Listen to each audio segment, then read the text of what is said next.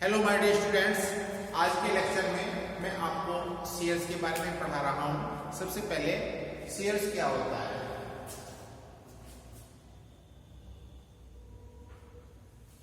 जब कंपनी की total capital एक निश्चित मूल्य के शेयर्स में बटी होती है, हिस्सों में बटी होती है, तो उन्हें हम शेयर्स कहते हैं। जैसे किसी कंपनी की जो टोटल कैपिटल है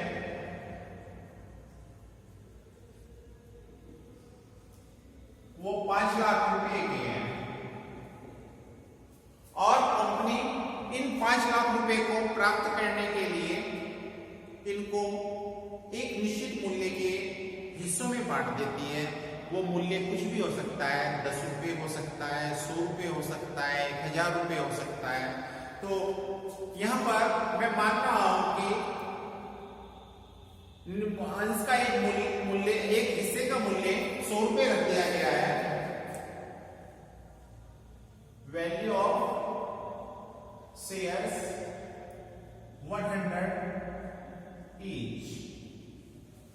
सो इन 5 लाख रुपए की जो टोटल कैपिटल है उसको 100 से डिवाइड कर दिया जाएगा। 5 लाख डिवाइडेड बाय 100। सो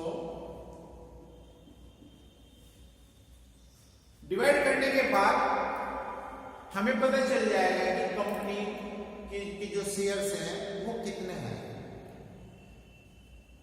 ध्यान दें कि ये अंश का मूल्य कुछ भी हो सकता है, 100 भी हो सकता है, 1000 भी हो सकता है, 10 रुपीज भी हो सकता है। अब प्रश्न उठता है कि शेयर्स कितने टाइप का होता है। First, preference share. Preference shares किसे कहते हैं? ऐसे शेयर्स जिनको कंपनी के समापन पर अपनी पूंजी सबसे पहले वापस लेने का अधिकार होता है।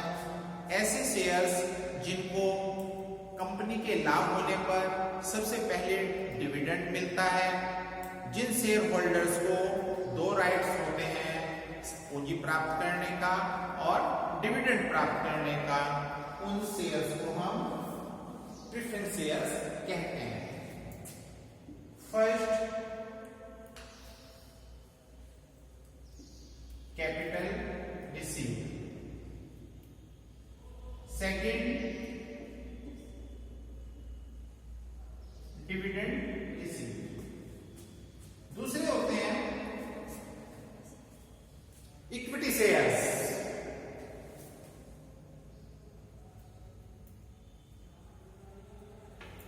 इक्विटी शेयर्स को हम साधारण अंश, समता अंशों के नाम से भी जानते हैं। समता अंश वो अंश होते हैं जो कि कंपनी के स्वामी भी कहलाते हैं। साधारण इक्विटी शेयर होल्डर्स को हम कंपनी का ओनर्स भी कहते हैं। ऐसे शेयर होल्डर जिनको सबसे बाद में कंपनी के समापन पर ही पूंजी प्राप्त होती है और डिविडेंड रिसीव होने की कोई गारंटी नहीं होती, उनको डिविडेंड प्राप्त होगा अथवा नहीं। ऐसे share holder equity share holder कहलाते हैं। डियर स्टूडेंट्स, ये जरूर ध्यान रखना, जो इक्विटी शेयर होल्डर होते हैं ये कंपनी के स्वामी कहलाते हैं। तीसरा होता है sweat equity share. Sweat equity shares वो शेयर्स होते हैं जिन्हें कंपनी अपने कर्मचारियों को उनके विशिष्ट ज्ञान के बदले में डिस्काउंट पर या बिना किसी प्रतिफल के अपने शेयर्स कर्मचारियों को दे देती है। उन शेयर्स को स्वेट इक्विटी शेयर्स कहते हैं। Dear students, according company act 2013 share issued two type से होता है। Share issued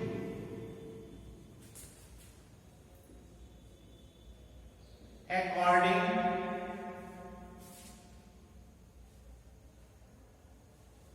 Company Act 2013। First, share issued at par,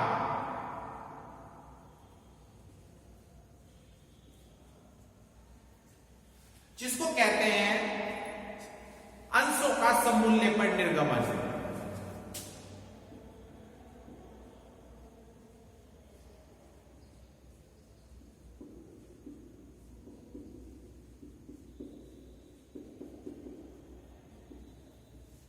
जब कंपनी अपने शेयर्स को उनके अंकित मूल्य पर ही इश्यू कर देती है, वो condition share issued at par कहलाती है। जैसे किसी अंश का अंकित मूल्य 100 रुपीज है और कंपनी उसको 100 पे ही पब्लिक को इश्यू कर रही है, तो वो condition share issued at par कहलाएगी। 100 रुपीज का शेयर्स 100 में ही इश्यू हो रहा है, so this condition is share issued at par. Second condition होती है शेयर इश्यूड एट प्रीमियम। अंशों का प्रीमियम अधिमूल्य प्रब्याजी, इसको हम 3 नामों से जानते हैं। इसको प्रीमियम भी कहेंगे, अधिमूल्य भी कहेंगे और प्रब्याजी भी। When company issued shares over nominal value, जब शेयर्स को उनके अंकित मूल्य से ज्यादा पे इश्यू किया जाता है, तो वो कंडीशन अधिमूल्य पर, प्रीमियम पर निर्गमन कहलाती है। डियर स्टूडेंट्स, ध्यान रहे, एग्जाम में प्रश्न पूछा जाता है कि ये जो प्रीमियम कंपनी लेती है इसकी लिमिट क्या होती है, मैक्सिमम कितना प्रीमियम कंपनी ले सकती है। तो डियर स्टूडेंट्स, हमेशा ध्यान रहे, जब कंपनी शेयर्स को इश्यू करती है तो उस पर प्रीमियम लेने की कोई लिमिट नहीं होती। प्रीमियम अनलिमिटेड कितना भी हो सकता है। डियर स्टूडेंट्स, कंपनी जिस समय अपने शेयर्स को इश्यू करती है तो कंपनी का मुख्य उद्देश्य होता है फंड अरेंज करना। कंपनी को फंड की आवश्यकता होती है और उस फंड की प्राप्त करने के लिए कंपनी अपने शेयर्स इश्यू करती है। डियर स्टूडेंट्स, कंपनी कभी कभी किसी अन्य प्रतिफल के लिए भी अपने शेयर्स इश्यू कर देती है। जैसे कंपनी कोई एसेट्स खरीद रही है और उस एसेट्स को खरीदने के बदले अपने शेयर्स पब्लिक को या वेंडर्स को दे रही है, तो वो कंडीशन कहलाती है अन्य प्रतिफल के लिए अंशों का निर्गमन। सबसे पहले मैं आपको, जब कंपनी नकदी के लिए अंशों का निर्गमन करते हैं तो उस समय हम किस प्रकार से लेखा प्रविष्टि करते हैं वो हम पढ़ने जा रहे हैं। हर एक अंश का एक निश्चित मूल्य होता है। जैसे 100 रुपीज का एक शेयर है, कंपनी चाहे तो अपने शेयर्स इश्यू करते समय वन टाइम शेयर होल्डर से ये 100 रुपीज ले सकती है, लेकिन कंपनी अपने शेयर होल्डर को रिलैक्सेशन देने के लिए, राहत देने के लिए वो शेयर्स का पूरा मूल्य वन टाइम ना लेकर के उसको इंस्टॉलमेंट में लेती है, ताकि शेयर होल्डर पर अनावश्यक बर्डन न पड़े। जैसे 100 रुपीज का शेयर है, कंपनी क्या करती है, इसको पार्ट्स में बांट देती है। जैसे कंपनी ने 10 रुपीज फर्स्ट इंस्टॉलमेंट में लिया, 20 रुपीज सेकेंड इंस्टॉलमेंट में लिया एंड 30 रुपीज थर्ड इंस्टॉलमेंट में and 40 rupees last final installment. Dear students, हमेशा ध्यान रहे कि जो फर्स्ट टाइम लिया जाता है उसको हम एप्लीकेशन मनी कहते हैं, यानी कि ऑन एप्लीकेशन कंपनी की कितनी डिमांड रही। ऑन एप्लीकेशन हिंदी में बोलेंगे इसको आवेदन राशि।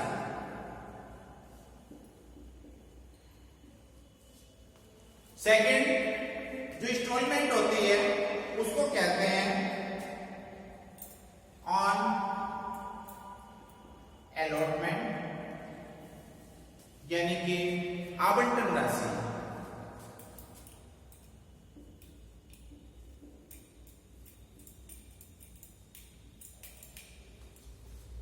इसके बाद आवंटन के बाद जो कंपनी द्वारा डिमांड की जाती है उसको कहते हैं कॉल मनी, याचना की राशि। तो dear students, after allotment company ये फर्स्ट कॉल कर रही है, इसलिए इसको बोलेंगे ऑन फर्स्ट कॉल मनी या प्रथम याचना।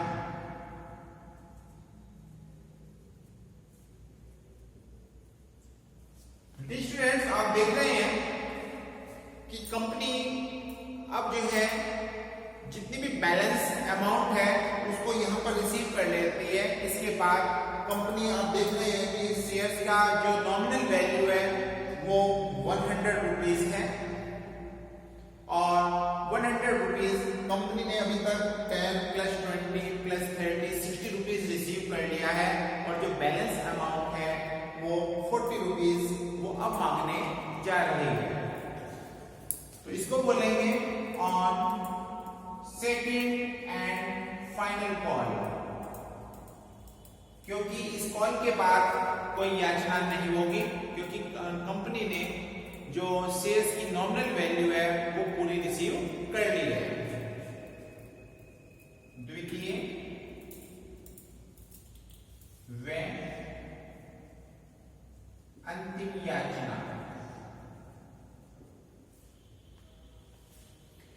स्टूडेंट्स, नेक्स्ट लेक्चर में मैं आपको सिखाऊंगा कि किस प्रकार से जर्नल एंट्री की जाती है।